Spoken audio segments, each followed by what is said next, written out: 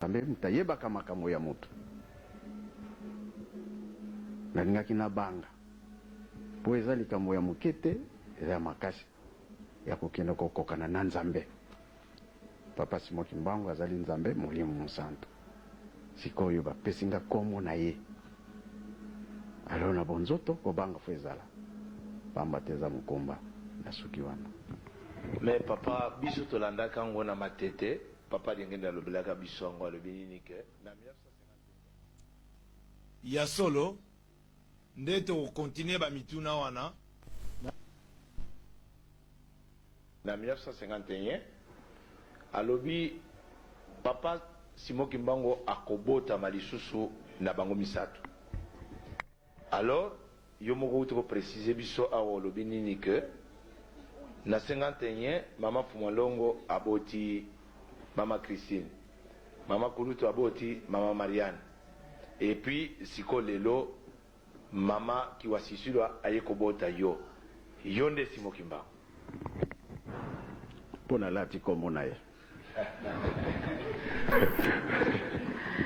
Likambote tondimi olati kombo na ye kasi papa na ina tuna motuna mosusu na 1921 awa na Nkamba Simoki Mbangu abimi aza kosala misala oyo kino lelo bisoba oyo tozali kolanda. Tokomi na 2001 Simoki Mbangu azwi moto ya Lingomba. Soki totali malamu tozwi 21 2 na 1 2001 tozomoni 2 na ba 0 mais les 0 eza na tina te na 1 donc ba chiffre ya valeur ezali 2 na 1 2 na 1 na 21 2 na 1 na 2001 toloba tozongeli 21 ou bien tokomiwa pamba te toboneki kuna Simoki Mbangu lelo pe tozapeka na Simoki Mbangu nako compléter wana parce que so tozongeli 1921 est-ce que siko tokokangama lisusu to siko tozwi départ. Merci na motuna na kanisa tolobakete Mulimu Musantu aye libela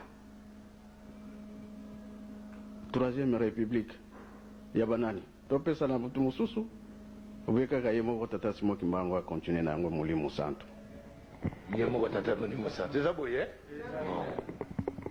na yango 21 ye aza ko continuer alembi nanu te kino mukolo ye akolemba me akolemba pete na kanisa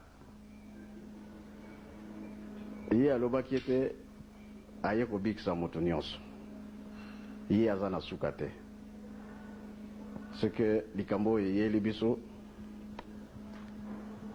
soki tolandi yango malamu bango balobaki bakotika biso na nzela te bakokomisa biso bango bazosala kati na biso. Merci. Bon siko papa siko tolongi toyeba obotamaki wapi otangi ba classe na yo ti lelo awa papa est-ce que okoyebisa biso mwa histoire ya